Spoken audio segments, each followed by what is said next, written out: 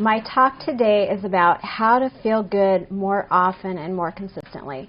To a T, I ask clients what they want, and of course everybody wants to feel more happy. I just want to be happy. And they break it down as far as, I want to live more, I want to have more excitement. But the bottom line is most of us, right, we just want to be happy. And so we're going to talk today about how to be happy and actually how to feel all those other feelings that we get in our life. Probably the biggest takeaway from today is that our happiness does not come from something outside of us. So people refer to happiness as something, out there. I just want to be happy, like somehow something out there is going to make you happy. I'm a life coach and I teach people how to feel better. That's what I do. And I not only teach other people, but I actually use what I teach you, and I'm going to share some of those things. But I also struggled with a lot of issues, and it wasn't until I learned these tools that I'm going to teach you that I actually learned that I could help myself feel happy. I grew up with a kind of a crazy mom. She was manic. She was happy, and she was very sad. And so it was very erratic and kind of scary living with her because it was always up and down. And then I had that dad that was completely emotionally shut down. And so kind of as a little girl, I decided, that looks a lot safer to be emotionally shut down than to be like this crazy lady. So I thought, okay, I'm just going to close down. So I was emotionally shut down. And I also had a mom that taught me to emotionally eat, to stuff my feelings. So that was my way of coping, was to eat lots of food to feel better. And I also tried really hard to connect with my emotionally distant dad. And so I was always in fear because I was fear of failure, fear of not working hard enough, fear of making a mistake, fear of not being perfect, fear of not being good enough. So it wasn't until I realized there was no out there, that everything that I was feeling was because of thoughts and beliefs that I had about the world, and those thoughts and beliefs were creating the results that I was getting in the world. And that's what we're going to talk about. So my name is Wendy Lynn, and as I said, my mom was obese, so I got to watch her whole life on every crazy diet under the sun. And she ended up actually dying at age 59 of type 2 diabetes, which now I'm 55, so it doesn't sound that far away. The time felt like forever. But that led me to start studying nutrition, because remember, I didn't want to be like her. So I learned about healthy cooking. I went to a really cool school in New York City. It's called the Natural Gourmet Institute for Health and Nutrition. And so it was half healthy cooking and half nutrition. So I started working with clients, and it was very fun. I got to tell them what to eat.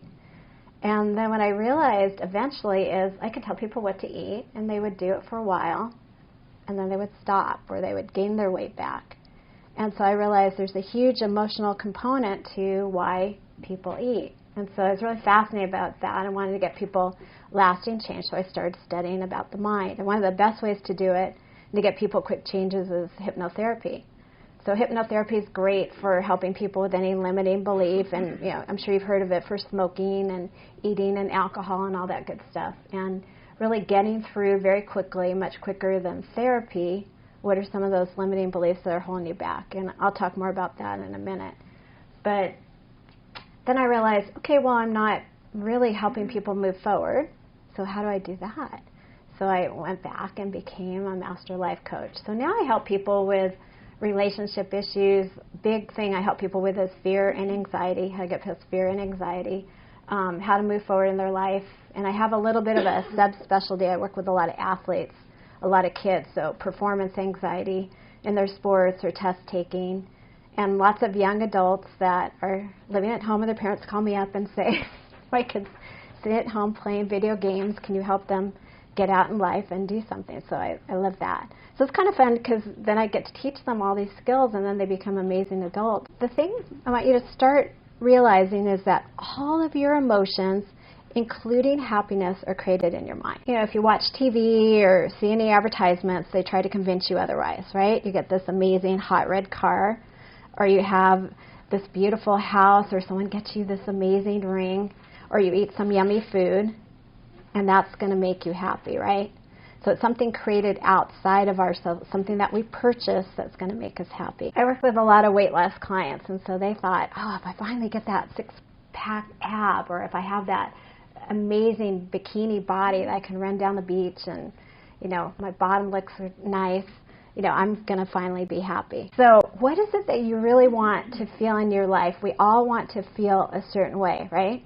So our society is based on judging right or wrong, good or bad, which causes a fear-based mentality. This is how we start developing our perceptions. We also compare and contrast ourselves to other people, right? So we feel good or we feel bad based on how other people are doing, comparison. We also do this to our kids, like you got to fit in, you got to be like everybody else. Somehow it's not okay to be unique, to be yourself. And all that creates beliefs. That creates beliefs about ourselves and beliefs about the world.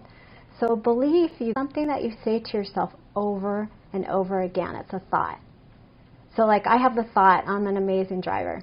And I tell myself that all the time, I'm an amazing driver.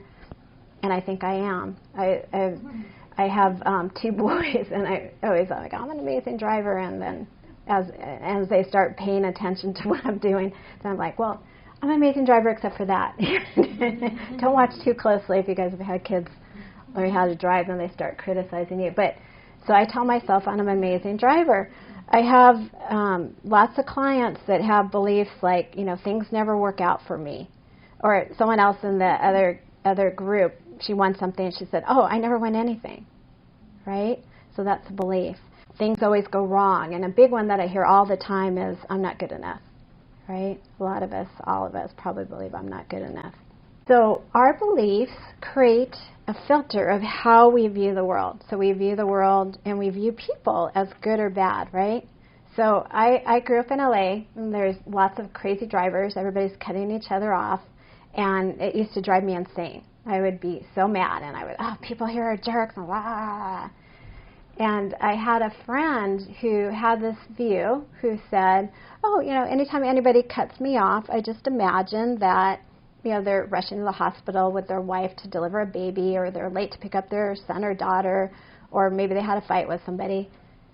And it literally changed. I relaxed, and I tell myself that when people are rude and mean, that they're not rude and mean. They're just good people that are in a hurry for whatever reason. And that helped me tremendously. So how you think about things in your life are the result of your beliefs about the world. So your beliefs govern you. Your beliefs rule you. So you can change your job, you can change your house, you can change your spouse, right? But if you have the same beliefs, you bring those with you. So all those things that you think that you're changing to feel better actually don't.